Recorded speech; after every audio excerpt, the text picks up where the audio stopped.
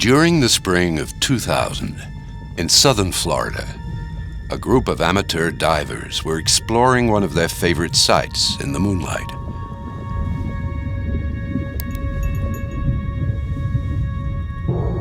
Suddenly they saw the silhouette of a fish in the beam of light, a fish no one had ever seen in the waters of the Atlantic. This unknown fish wasn't alone. The surprised divers discovered that there were many of them. One of the divers believed these were lionfish, but she wasn't certain. Lionfish come from Asia, and until now, no one had ever spotted any in American waters. To confirm her suspicion, the diver called the research center of the National Oceanic and Atmospheric Administration in Beaufort, North Carolina. She described what she saw to Paula Whitfield, a marine biologist, and was told that she had probably made a mistake. I just couldn't believe it. It was like seeing, I don't know, a kangaroo in North America.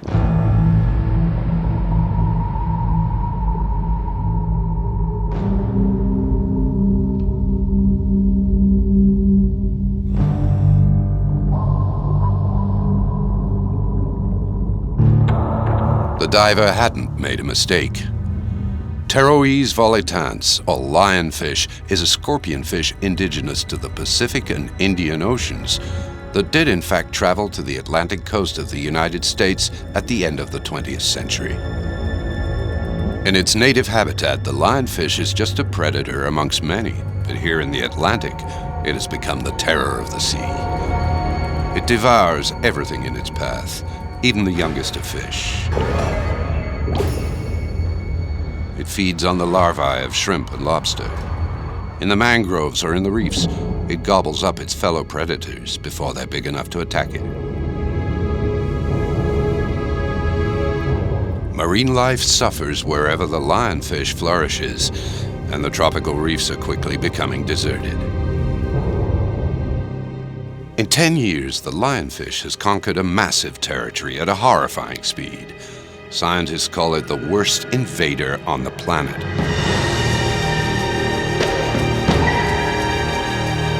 How did the lionfish arrive in the Atlantic? Its natural habitat is thousands of miles away. The answer can perhaps be found off the coast of North Carolina, 3 hours by boat from the Beaufort Research Center.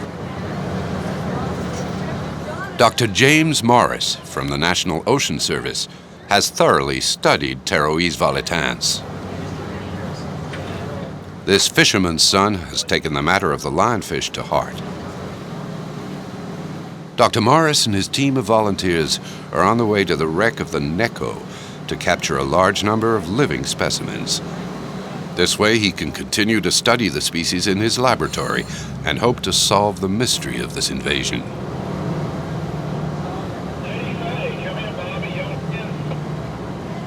So we're here on a shipwreck diving site here off the coast of North Carolina, and this is a site that we've been collecting a number of lionfish over the years. These fish that the divers are bringing up today, we're going to be using for research at our laboratory.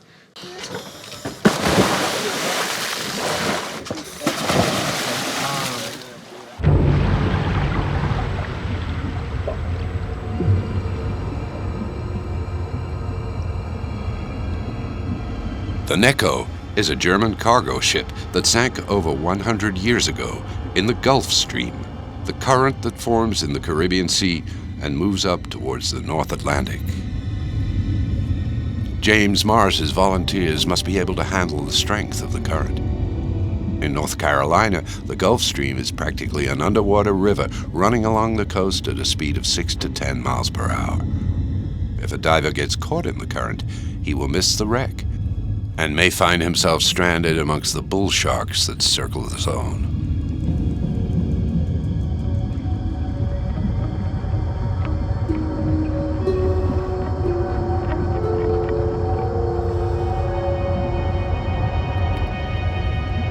The warm waters of the Gulf Stream are ideal for underwater life. James Morris sends his team to dive around the Neko regularly because he knows that they will find many lionfish, particularly big ones. Thanks to the abundant food, many specimens in the area reach the species' maximum size, about 16 inches. But don't be fooled by its size. Pterois volitans is the dominating species around the Neko. With each passing day, it leaves less and less room for its competitors.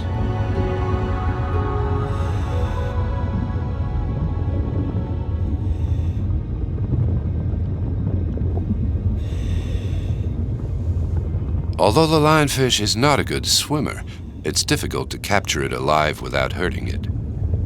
Diving at a depth of 145 feet is a considerable strain on the heart and the body.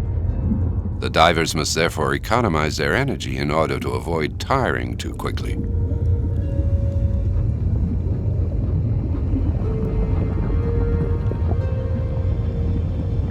They must also watch out for the fish's poison spines. The sting is extremely painful, and the suffering is so intense that it can provoke a serious diving accident with terrible consequences.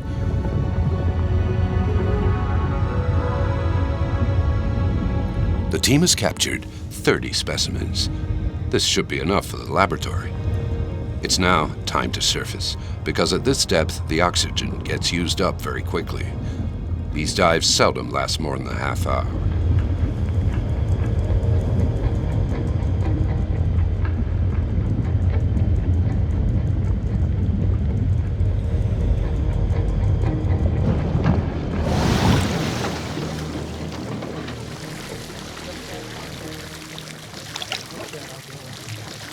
Back on the boat, the captured fish are immediately transferred to a tank containing seawater.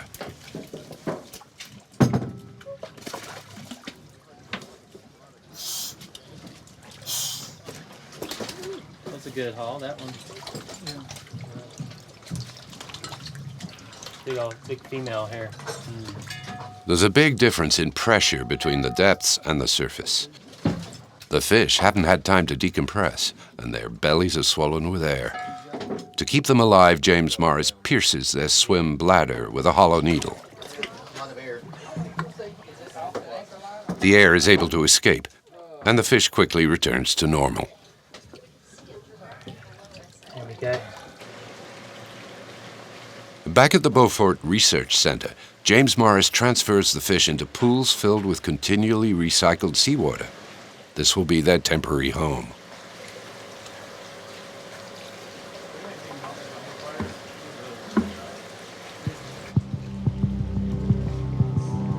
Several of the fish captured at the Neko wreck are dissected the very next day.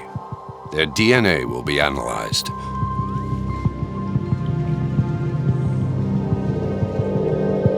The systematic comparative analysis of the DNA of all the lionfish collected in this region of the Atlantic should lead the research team back to the original strain. They'll then be able to understand how the species arrived here and to locate where the invasion began. Marking them in terms of... Professor Thomas Schultz, a geneticist at Duke University in North Carolina, has been in charge of this study since the lionfish first appeared in the area. So using the genetic tools and these molecular markers that we're seeing here, these genetic polymorphisms, one of the things that we're hoping to be able to tell is how many fish were originally introduced into the east coast of the United States. So, you know, when you look at two fish and they look morphologically to be very similar, you can't distinguish whether or not those fish came from the same parents or not. And so using these genetic polymorphisms, we can actually look at the amount of genetic diversity that's present in these invading populations and try to track back to see what's the minimum number of fish that were introduced into the United States initially. Genetics research shows that we have a very few number of lionfish that were introduced into the Atlantic. Probably fewer than 10, which was introduced into the United States, likely from the aquarium trade. It is a very popular aquarium species that is imported into the U.S. from Indonesia, from the Philippines. We know that many thousands of lionfish have been imported into the United States in the last decade. Thanks to the work done by Dr. James Morris and Professor Thomas Schultz, we now know how the lionfish arrived in the waters of the Atlantic.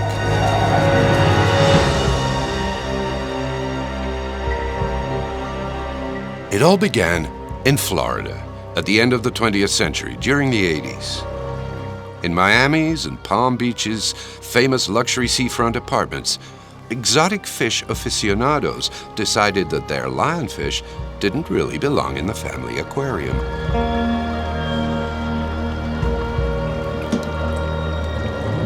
They didn't have the heart to kill them, so they released them into the nearby ocean waters below.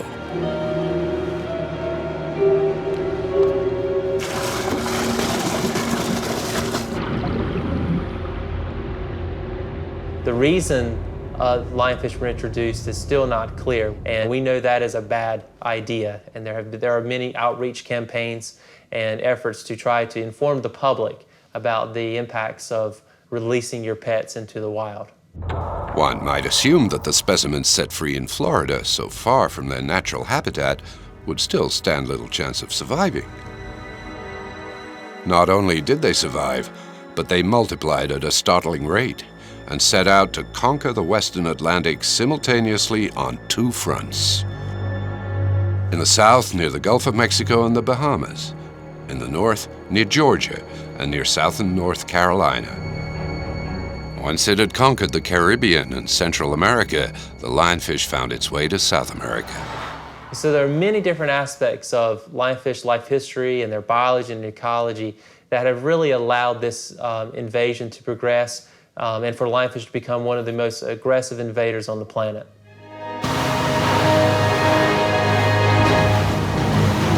In the Bahamas, the deterioration of the marine ecosystem is so disturbing that the government has decided to take on the lionfish.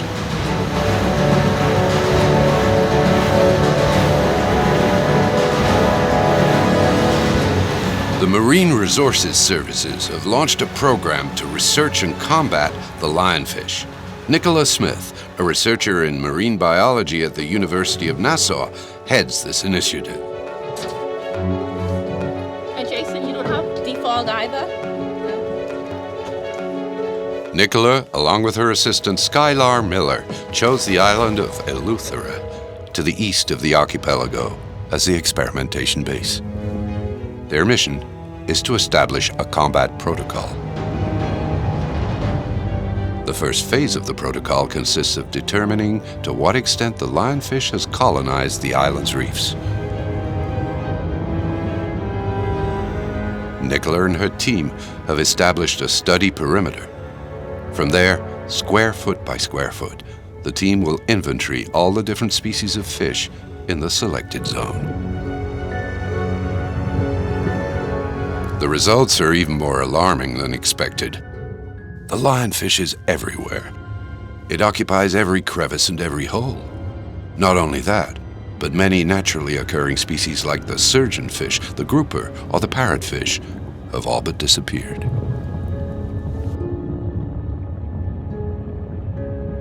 I'm very worried about the future of marine ecosystems in the Bahamas because of the lionfish invasion. Are we going to have reefs dominated by lots of lionfish with very few native species? This can have impacts for commercial fisheries and recreational diving, and of course just the ecology of coral reef fish, where you're going to get dominance by one species. How did the lionfish eliminate all other species so quickly and so completely?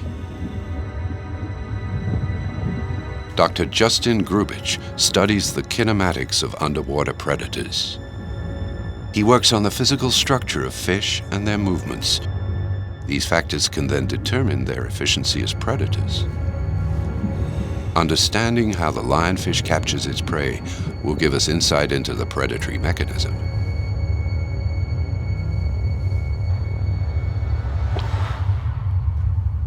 The speed at which the predator swallows its prey isn't visible to the naked eye, nor to an everyday video camera filming at 25 frames per second. Justin Grubich's research requires special equipment that can only be used in a laboratory setting.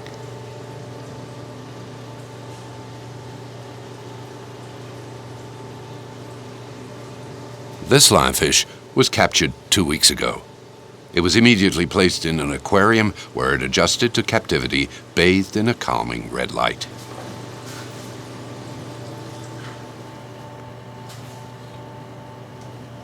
Justin Grubich has been feeding it with tweezers. This lengthy protocol is coming to an end, and the scientists can now film the predatory act with a high-speed camera. Justin gives it a shrimp, and the camera records it all at a speed of 2,000 frames per second.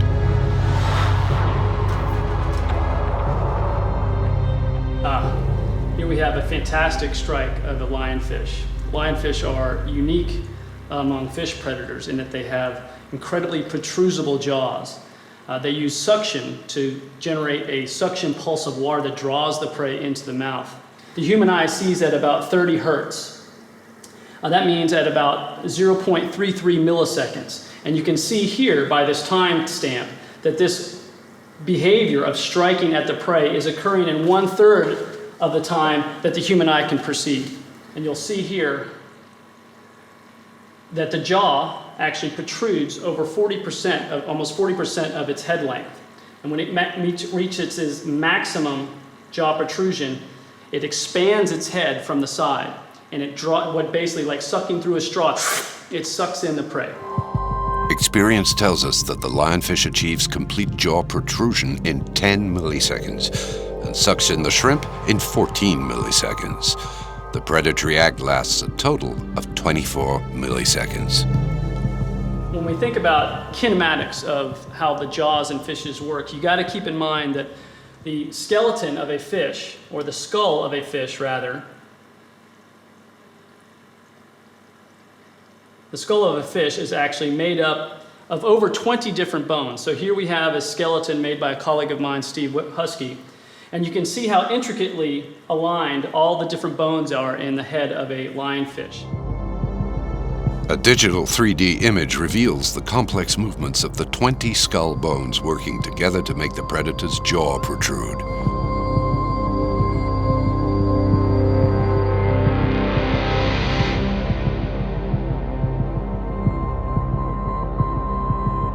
Now, when we compare this lionfish to other predators that have been examined using this kind of kinematic analysis, we see that it falls out about 3rd place among all fishes in terms of the amount of jaw protrusion it can generate.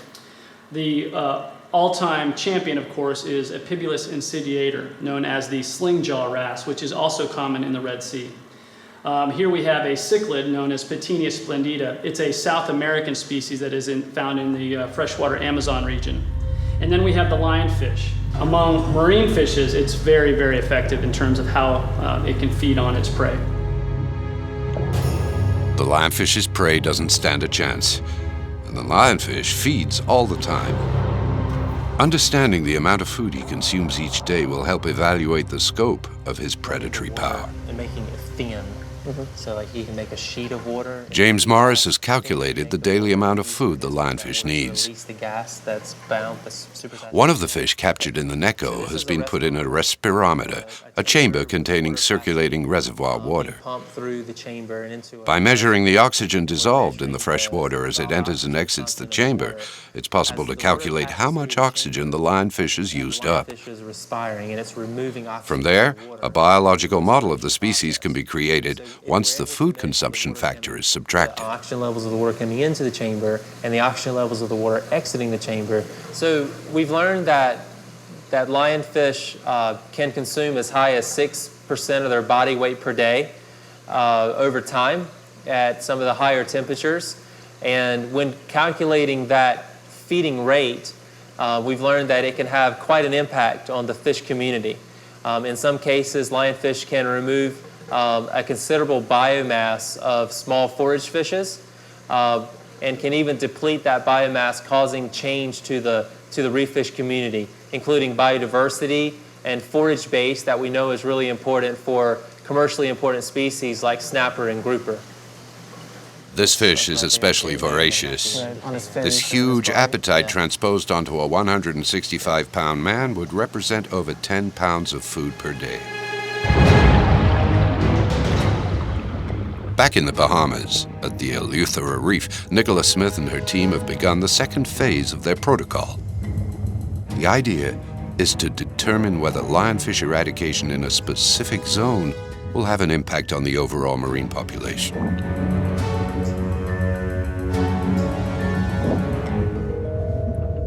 All the lionfish have been mercilessly eliminated. Now the specified observation zone is clean.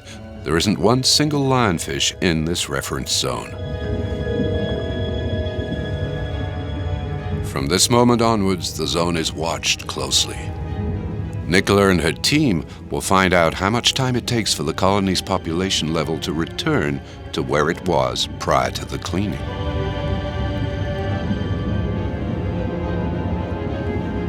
Once they have this information, they will know at what rate to eradicate the lionfish in a given zone in order to have an effect on repopulation. It's all about controlling the invasion.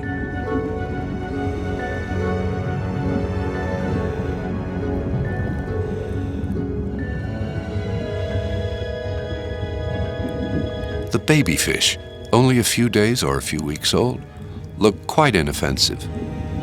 But they cannot be spared because they could recolonize the reef at great speed, and this would compromise the results of the study.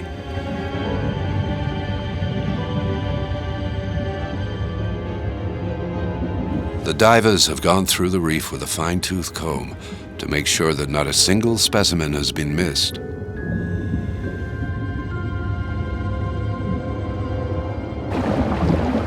The protocol is strict and requires that all specimens, dead or alive, be removed. Not even a carcass can remain in the experimentation zone.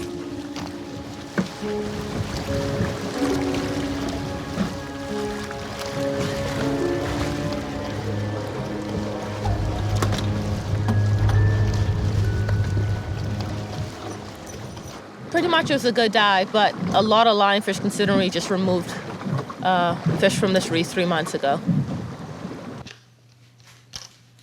Okay. Okay, so the gape height and width. Yep. Roger that. Gape height, we got 5 centimeters. Okay. Gape width is 4 centimeters. The dissection will provide unique information on the physiology, biology, and ecology of the living organisms. The fish's weight, its length, the length and height of its mouth will all be entered into the species database. Nicola opens the stomach of the dissected fish. The stomach of a lionfish can dilate up to 30 times its empty volume. This is what provides the fish with such a voracious appetite. This is a crab. Oh, okay. Yep. See the, Yep. Okay, so we had a clinging crab, Yep. digestion level 3. And again, that volume was... That volume is 2 milliliters. 2. Studying the stomach contents makes it possible to follow the dietary evolutions of the lionfish in a given zone and to measure the impact of these changes on the environment. Lionfish have colonized virtually every marine habitat in the Bahamas, from shallow water coral reefs to deep water coral reefs to mangroves to seagrass areas to marinas to sandy beaches around artificial structures. This makes local control efforts very difficult because we have to target not 1 or 2 habitat types, but multiple habitat types over an entire archipelago. The scope of the task seems somewhat overwhelming, but the mission moves forward. At a depth of 100 feet, Skylar and the team have started to clean another reef. The movements of the injured fish have caught the attention of a grouper. The grouper is a common predator in the Atlantic. Like most predators, the grouper is always on the lookout for prey and is not scared off by the presence of divers.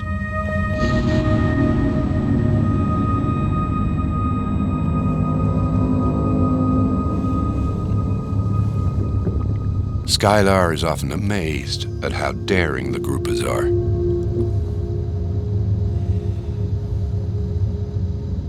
To the grouper, the lionfish is a newcomer to Bahamian waters and isn't on his list of usual prey. Observation has shown that only on rare occasions will the grouper eat small or young prey. If the divers hadn't wounded this adult lionfish, the grouper probably wouldn't have shown an interest.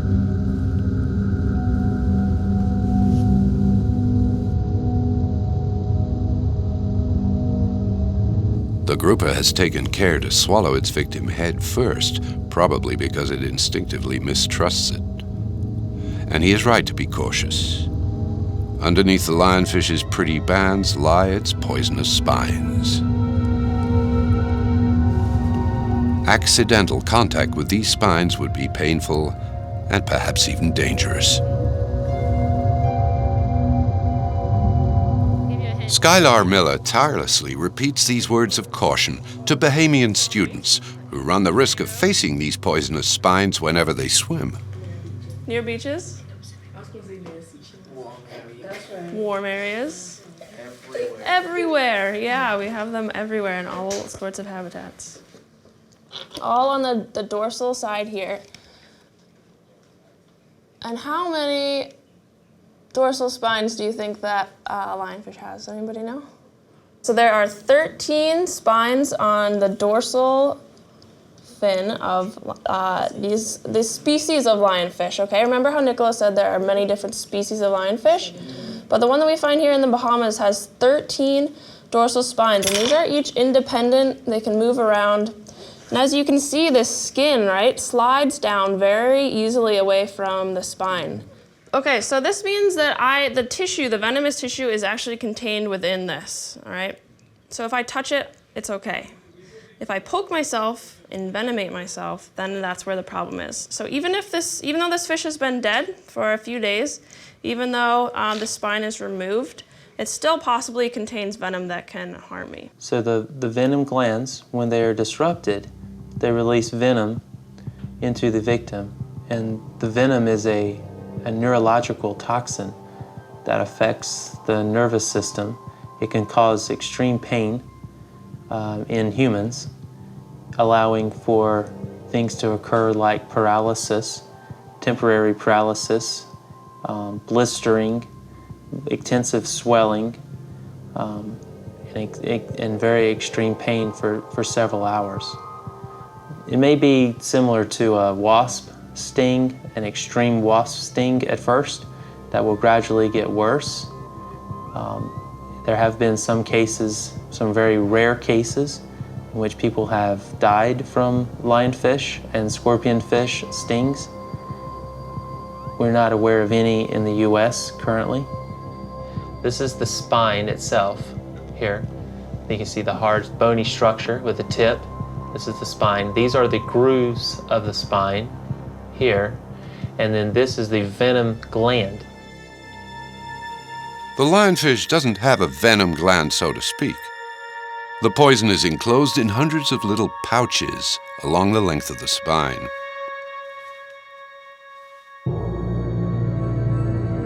When the spine enters the victim's flesh, the skin tears, the pouches burst, and the poison is absorbed by capillary action.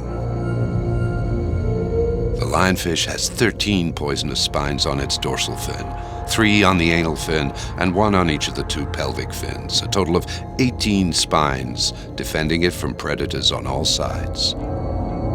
In the Red Sea, we see that the lionfish is in balance with the natural ecosystem.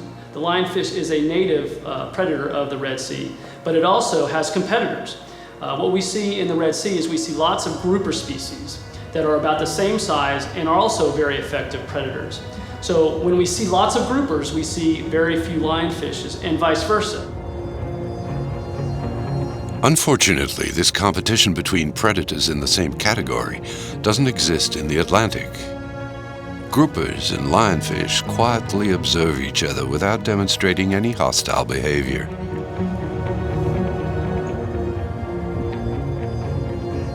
In the ocean of the Southeast and tropical Caribbean Sea, there are really no natural predators that have been documented to actually be preying upon lionfish at a rate that can control their local densities.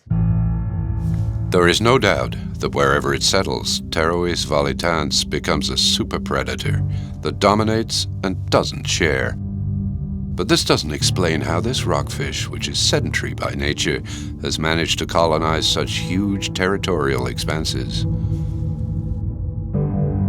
Nature has made it easy for the lionfish to spread and disperse, thanks to its method of reproduction.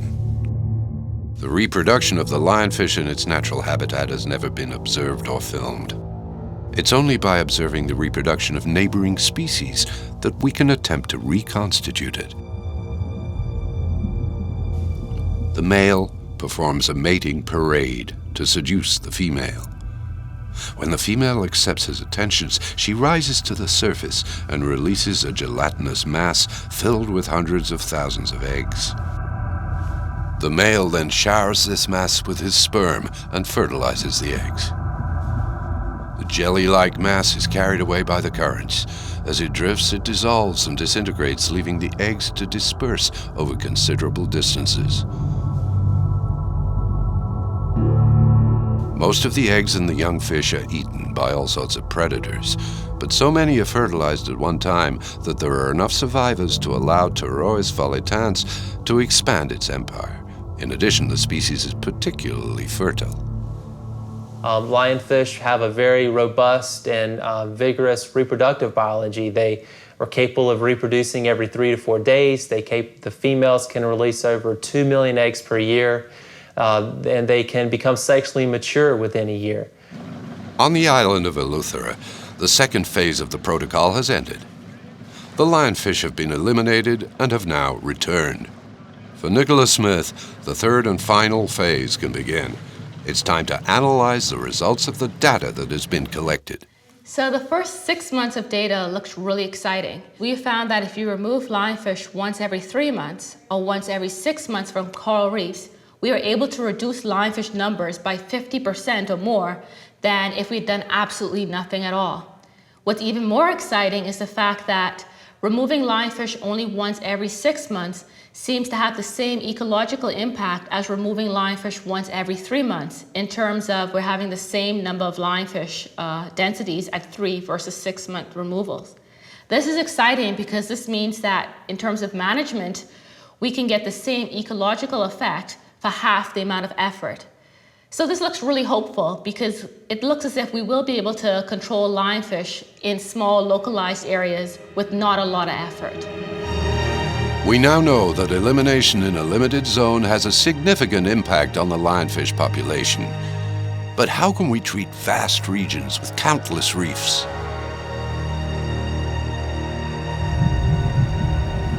The Bahamian government is counting on the local fishers. An educational campaign has been launched in an effort to convince them to overcome their prejudice against the lionfish. They were hesitant at first, but they have begun to change their minds. Bahamians, natives get into eating them. Some natives get into eating them. And before when they came first, everybody thought that the meat was poison, because they understood that the lionfish had a poisonous venom. But people are now growing out of that fear and beginning to eat the meat. Relying on the small-scale fishermen may seem pointless, but the local fishermen are highly active and many. They know all the reefs by heart. But their role can only be a limited one. Most of them can't dive deeper than 65 feet below the surface. That's not deep enough for this fish, for we still don't know at what depths it can live in its new home. Wait till you start suiting up and... Didier Noirot is a top-notch professional diver. Didier and Walt Stearns are prepping for a deep-water dive that will take them beyond the 230 feet mark. Will they find lionfish at such depths?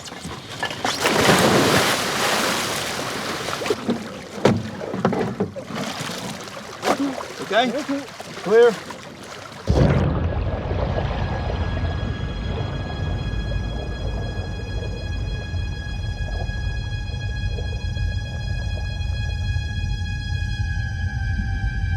The divers must use a very complex system known as the recycler in order to descend to such depths. The recycler provides them with a special gas mix called the trimix. This mix is specifically adapted to high-pressure situations. After a long descent, Didier Noirot and Walt Stearns reach a wreck.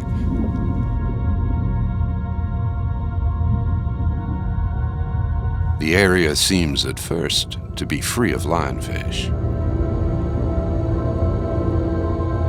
Is Pterois volitans not able to withstand such depths?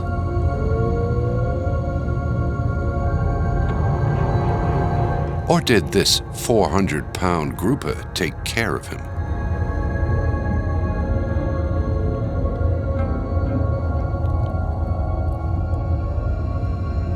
The suspense doesn't last for long. Lionfish are indeed here.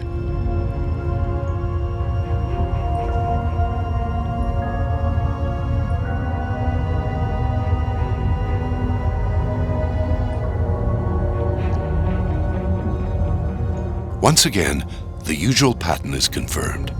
The lionfish have taken over the wreck, and with the exception of the massive grouper, all the other species have virtually disappeared.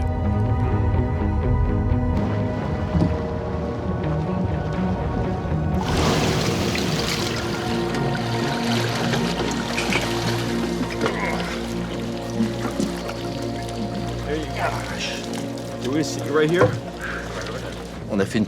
We went down to 265 feet, and there were still lionfish. Nothing seems to stop them. We continued further down, even further, and we saw as many as we had further up, in the 65 to 100 feet range near the reefs. Here we are at a very deep wreck, and there are still lionfish. Still lionfish down there. Oh, they're not going to go away. The Bahamian government is desperate in its fight and has no choice but to resort to enlisting the help of industrial fishers.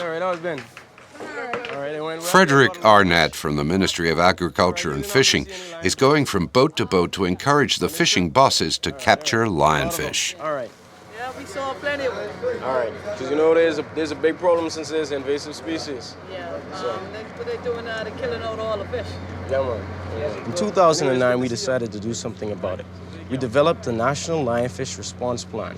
The plan serves to maintain marine ecosystems, as well as to control lionfish populations and amend fisheries regulations. The lionfish problem is such a huge problem that one study actually shows that it has reduced prey species down to about 65%.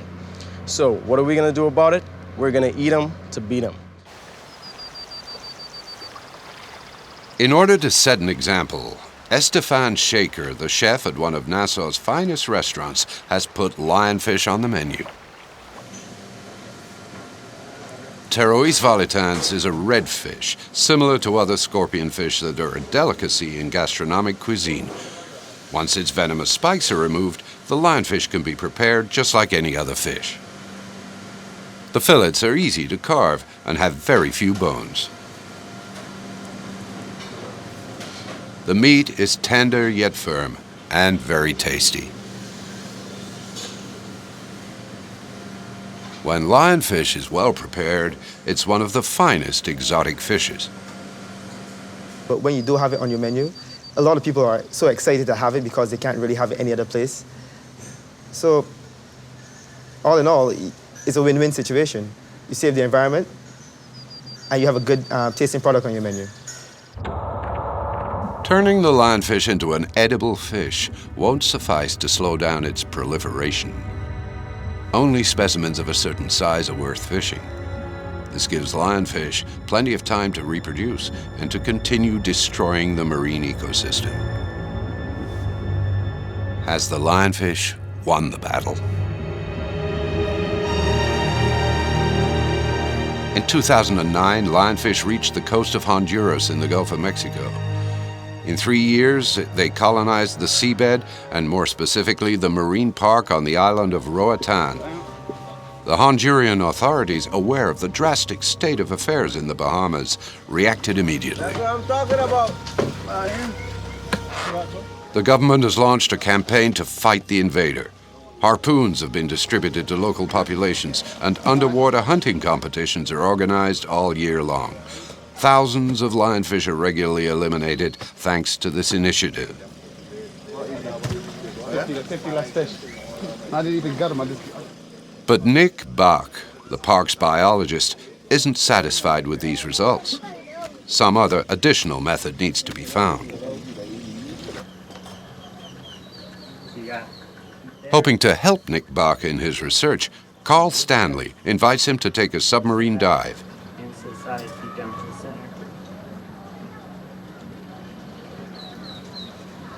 The best way to fight the enemy is to observe it tirelessly and learn more about it every day. This military-style motto is perfectly suited to the war against Pterois volitans waged by these biologists.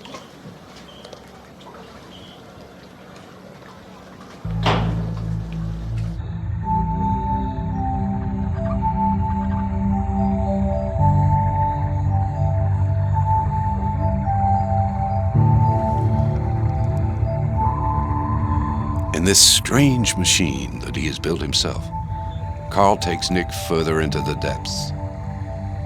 They want to determine at what depth lionfish is surrounding the island of Roatan.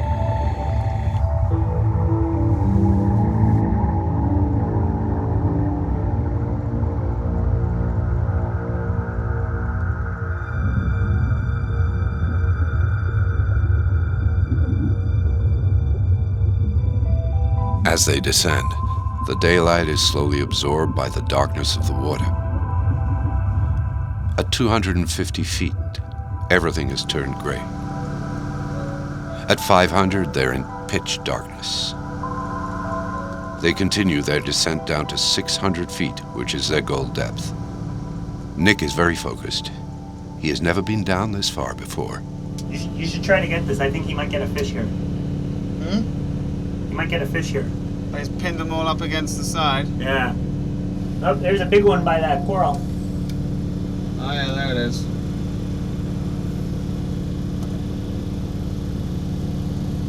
Look like it's hunting. There's all the little juvenile fish there, huh? Yeah. Gonna get one.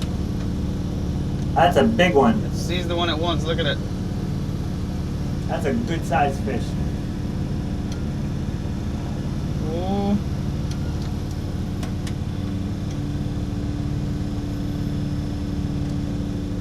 This one seems more to be just hunting, not even minding us being here. Yeah. The many hours of observation have convinced Nick that in order to fight Pterois volitans, they must join forces with a natural predator. Here's a big specimen. A nice lionfish here. It's all on its own. You might notice there's not really any fish around it. And it looks pretty swollen stomach, so pretty much eats everything around it and then moves to another spot. So Carl. Yes. On a normal subdive, yeah, when you're kind of going down to 1,000 feet, how many lionfish do you think you see? On a 1,000-foot dive, maybe 10. But you see them. I've seen them as deep as 800 feet, but mostly you see them. You see the most between 200 and 400 feet. Okay, so they even go down to 800 feet, but most of them are around 200-300 feet.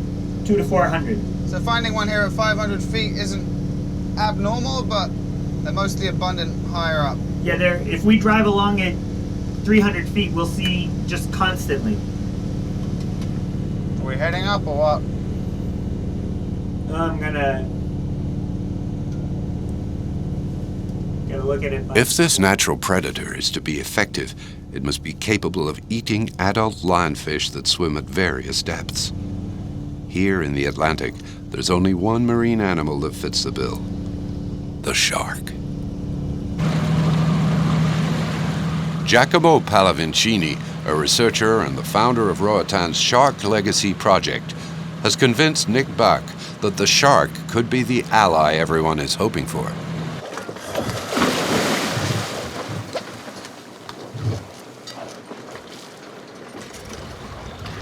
The two researchers are going to attempt an experiment in an area filled with sharks. The area is still infested with lionfish despite last week's hunting competition.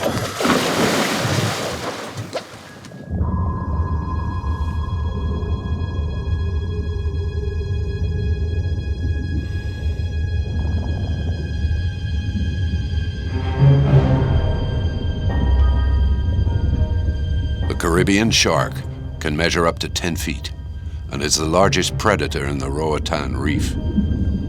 But like the grouper and other predators in this part of the world, the shark is indifferent to the lionfish. It doesn't know that this newcomer's good to eat.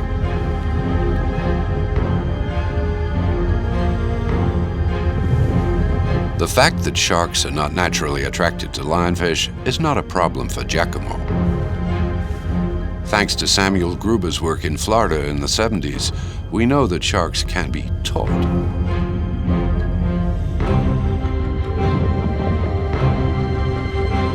Giacomo has decided to train the sharks in the area to view the lionfish as a potential prey.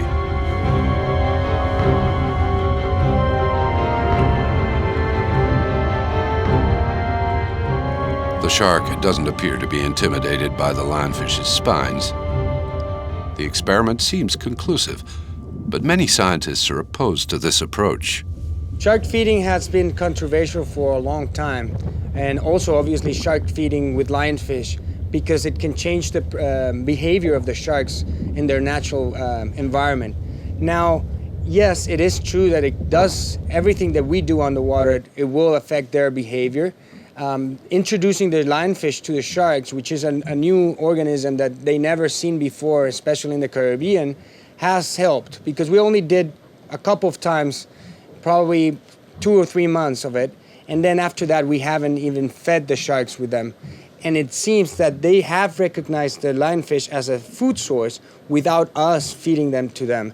So yes, it does has an effect with sharks, but I think in a bigger picture, we have helped the reef, and we hope we help it for a future and permanent future.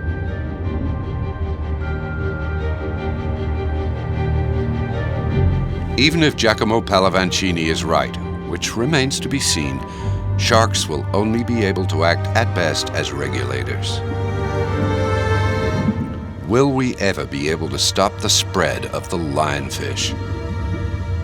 I would say that I am not optimistic about the future of lionfish. I see the lionfish invasion progressing, continuing to expand in both its distribution. We now have lionfish in the southeastern Caribbean. We will likely see them continue to invade along the coast of South America, perhaps as far south as the northern coast of Argentina. How far will the lionfish extend its empire? It seems insatiable. Lionfish do not survive when the mean winter bottom water temperatures go below 15 degrees Celsius. So this 15-degree mark appears to be a threshold where above that lionfish survive and thrive, but below that, you just don't even really find them at all. But their likely distribution is probably going to extend all the way from Cape Hatteras, North Carolina in the north, all the way south to the northern coast of Argentina. Or we're not thinking that it's likely that lionfish will disperse through the Panama Canal, probably for a couple of reasons. The water's kind of cold in the Pacific, so there's a big temperature difference between the Pacific and the Atlantic, as well as there being freshwater lakes that could also be a barrier to dispersal. However, we really don't know for sure whether they can disperse through the Panama Canal. No one knows if the lionfish will be able to cross the barrier of the Panama Canal. But if it does, this merciless predator, moving unhindered at the speed of the underwater currents, will pursue its conquest of the West.